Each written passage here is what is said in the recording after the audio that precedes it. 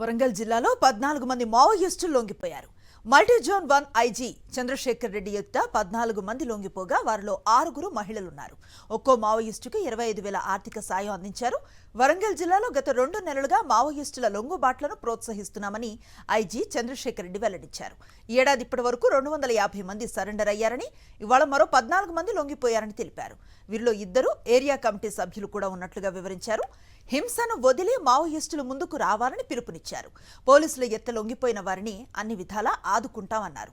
జనజీవన స్రవంతిలో కలిస్తే ఉపాధి అవకాశాలు కల్పిస్తామన్న ఆయన మావోయిస్టులు హింసాయుత విధానాలను వదిలివేసేలా చేయటమే తమ ఉద్దేశమని స్పష్టం చేశారు.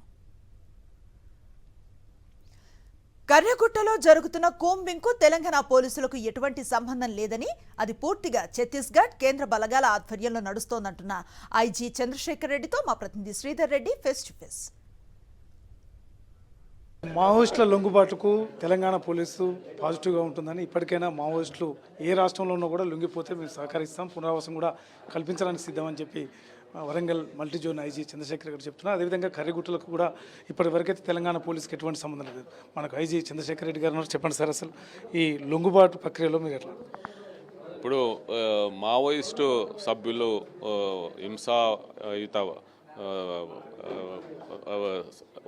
వదిలేసి శాంతియుతంగా జనజీవన స్రవంతిలో కలవడానికి ప్రోత్సహించడమే మా తెలంగాణ పోలీసు ఉద్దేశం. అందుకొరకు మేము వారందరినీ విజ్ఞప్తి చేస్తున్నాము. వారి కుటుంబ సభ్యుల ద్వారా, వారి మిత్రుల ద్వారా కూడా వారందరికీ చెప్పడం జరిగింది.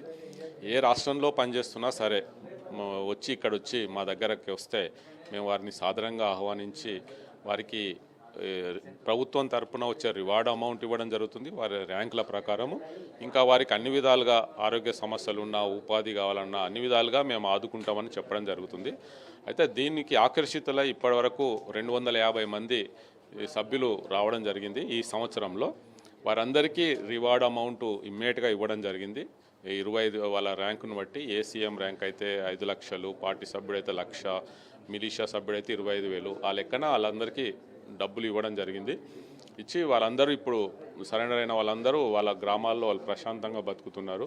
వారికి మాకు వాళ్ళు ఏమడిగినా మా వంతు సహకారం కూడా చేయడం జరిగింది. సార్ అయితే ఇప్పటి వరకు మీకు అధికారికంగా పోలీస్ రికార్డు పరంగా మావోయిస్టులు ఎంతమంది ఉన్నారు సార్? తెలుగు తెలంగాణ రాష్ట్రం నుంచి 94 మంది ఉన్నారు. మొత్తం 94 మంది. అయితే వాళ్ళందరూ వేరు వేరు రాష్ట్రాల్లో పనిచేస్తున్నారు. తెలంగాణ ఇప్పుడు రాష్ట్రంలో ఎవరు లేరు. 94 మంది ఉన్నారు మొత్తం. కర్యగుట్ట సంబంధించి ఏం చెప్తారు సార్? ఇప్పుడు కర్యగుట్టలో జరుగుతున్న ఆపరేషన్స్ అవి ఛత్తీస్గఢ్ రాష్ట్ర పోలీస్ అండ్ కేంద్ర పారామిలిటరీ ఫోర్స్ వాళ్ళు కలిసి చేస్తున్నారు. ఇందులో తెలంగాణ పోలీసు వాళ్ళ జోక్యం ఏం లేదు. ఇందులో తెలంగాణ పోలీసులు మావోయిస్టుల లొంగుబాటుకి ఎంకరేజ్ చేస్తారు, తప్పనిసరి వాళ్ళ పునరావాసం కల్పించే విధంగా కృషి చేస్తామని చెప్తున్నారు. అదేవిధంగా కర్యగుట్టలో జరుగుతున్న కూంబింగ్కి సంబంధించి ఇప్పటివరకైతే ఎటువంటి సమాచారం లేదు. దాన్ని ఛత్తీస్గఢ్ అండ్ కేంద్ర బలగాలు మాత్రమే చేస్తున్నాయని చెప్తున్నారు. అమర్తో శ్రీధర్ రెడ్డి, సాక్షి న్యూస్, వరంగల్.